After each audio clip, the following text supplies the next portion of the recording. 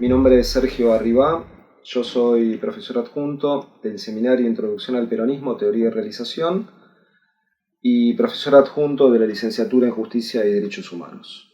Vamos al tercer texto rápidamente que quiero presentar, un tercer libro muy interesante que simplemente voy a hacer una referencia para ir cerrando esta participación.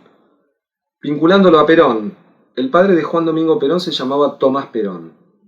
Dice Perón, textualmente, que mi padre, por Tomás, me regaló 3 libros. El primer libro, dice Perón, se titula Vidas paralelas de Plutarco, precisamente para que conociera quiénes fueron los grandes hombres de la historia, en relación a Grecia y a Roma. El segundo libro que le regaló el padre a Perón, que Perón cita textualmente, es el Martín Fierro. Y le dijo al padre, para que nunca te olvides de ser argentino. Y el tercer libro que le regaló Tomás Perón a su hijo, Juan Domingo Perón, es un libro titulado Cartas del Lord Chesterfield a su hijo. Un libro muy nombrado, poco leído, poco conocido. Es una obra maestra epistolar. Básicamente este libro va a ser publicado o en una obra completa o en 2 tomos, va a reunir prácticamente 365 cartas que una persona llamado, en este caso Philip Chesterfield, va a dedicarle a su hijo también llamado Philip, precisamente porque no vivía con él y generó un proceso de educación para su hijo a través del mensaje y la educación que les transmitían las cartas. Una obra maestra de lo que es el formato epistolar de las cartas. Es una obra maestra con un personaje muy polémico. Es una gran radiografía del siglo XVII y siglo XVIII de Europa. Este libro, Cartas del Lord Chesterfield a su hijo, es un libro que es citado por Simón Bolívar. Simón Bolívar en 1825 va a reconocer que a su sobrino Fernando, dentro de los consejos que le va a dar en la vida para formarse, tiene que leer las cartas del Lord Chesterfield a su hijo, porque precisamente considera, igual que el padre de Perón a Perón, que esta es una obra maestra de los buenos modales y las buenas costumbres y cómo debe comportarse el hombre en este mundo. Una obra muy particular. Y finalmente quiero cerrar con un libro realmente clave, con una autora distinta. Les dije en el inicio que esta presentación mía iba a atravesar el concepto de nación, el concepto de Estado y la condición humana.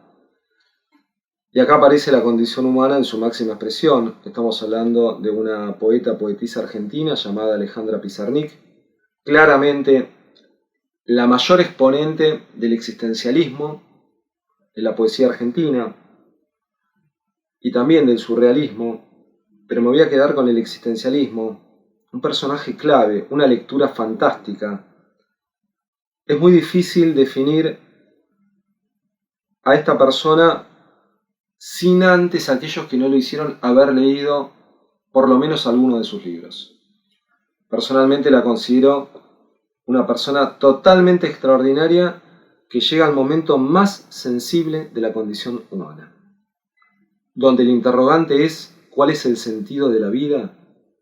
Precisamente es importante leer, les diría en clave, en juego de ajedrez, la obra de Alejandra Pizarnik. Voy a despedirme porque la única manera de hablar de Pizarnik, como les dije anteriormente, es leer precisamente la obra de ella. Y quiero compartir para aquellos compañeras y compañeros que nunca hayan leído un texto de Pizarnik, que recomiendo fuertemente la lectura. Voy a leer, y con esto vamos a cerrar, una poesía de su tercer libro. El tercer libro de Pizarnik lo escribió en el año 1958. Es un libro titulado Las aventuras perdidas. Este libro Pizarnik lo escribe con 22 años.